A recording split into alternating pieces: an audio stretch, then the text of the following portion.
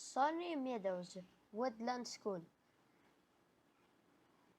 The sun shone brightly over the meadows as Class 1 of Sunny Meadows, Woodland School set off for their first trip to the Shadow Woods. Everyone was excited to be going on the adventure that they had been talking about for weeks. Their teacher, Miss Squirrel, had promised a trip to remember, and the whole class now skipped excitedly through the meadow. Well, nearly all of the class alone at the back of the group waddled Hank. Hank was a hedgehog who found it difficult to make friends. He always felt like the outsider. The others in the class, especially Matilda Mouse, kept away from Hank because they thought him odd. Yes, Hank was not really looking forward to that day.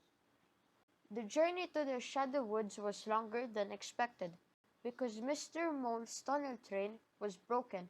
Indeed, Mr. Mole was there waving them off before he got back to work. This just made Miss Squirrel happier though, as she could talk to the children about all the wonderful flowers that filled Sunny Meadow. There was color everywhere. It looked as if a rainbow had crashed into the field. However, at the edge of the meadow, not everyone was looking at the flowers. Soon, though, the shadow woods were upon them, and something that looked small and far away suddenly grew very large before them. Each member of the class gave a slow gulp. Matilda Mouse, Rachel Rabbit, Wendy Weasel, and Ralph Raccoon.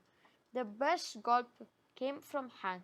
He was nervous enough before they got to the woods and didn't have a friend to hold on to. Matilda pretended to be brave, however, and ran on ahead, compelling her friends to join her. Miss Squirrel was not happy about that, and so she shouted for Matilda to come back. Then off she chased after her. Soon the whole class followed, and before they knew it, they were right in the middle of the woods. Now, instead of bright sunshine, only shadows scattered before them. The class stopped, their little mouths open in awe and wonder. Miss Squirrel was still chasing Matilda, but did not notice that she had left the little ones behind. Rachel Rabbit, Wendy Weasel, and Ralph Raccoon also held pause as they looked around them.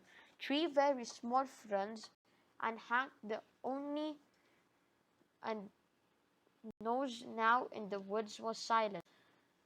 Suddenly, everyone got a fright as behind them, Matilda Mouse jumped from behind the berry bush and shouted "Boo!" as loudly as she could. After they all had stopped shaking, her friends laughed, all except Hank. "Silly Hank," said Matilda, "you're just no fun."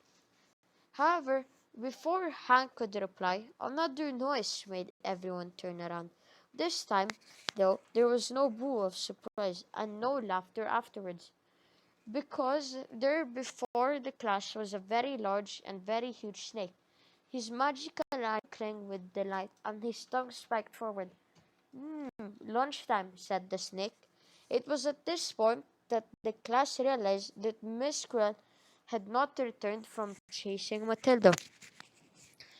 The class was alone. Squeaks of fright squeaked out of animals. The mouse, Matilda, and her friends all hugged each other, fearing that this was the end. Suddenly, though, Hank was scared no more. He found a way to save the class. He knew just what he had to do. "Quick, everyone, down this hole!" he shouted as he put a hole under a hanging chestnut tree. The animals stared at him and then jumped down the hole. Hank followed, only to be stopped by Matilda, who looked very angry. "Hank, we are top now, you foolish hog." But before she could add to her insult, Hank jumped up and flipped himself into a. Next, he rolled toward the mouth of the hole and blocked it with his pointy sharp spikes. There would be no lunch for the snake today. Later back at school, Miss Squirrel was telling the head teacher, Mr. Owl, about what happened and how the snake had fled Hank's. After the snake had slithered away, the class had quickly returned to school, and each one thanked their new friend Hank. Matilda gave him a big hug and apologized for what she called him before. Hank was not odd, he was a hero and her new best friend. Hank, who was used to lots of attention, turned pink and popped into a ball as all his new friends cheered.